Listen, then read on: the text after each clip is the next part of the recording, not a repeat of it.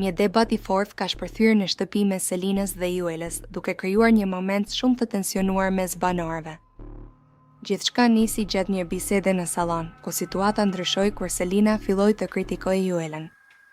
Selina thotë se ka vënë re sjellje nga Juela që nuk I duken të sinqerta dhe se ajo nuk është një person I drejtë për drejtë.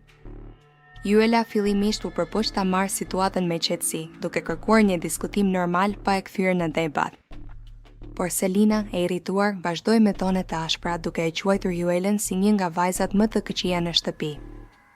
Selina shtoi se Juela bën veprime pa menduar, duke e nervozuar Juelën që I kërkoi të mos përdor ofendime.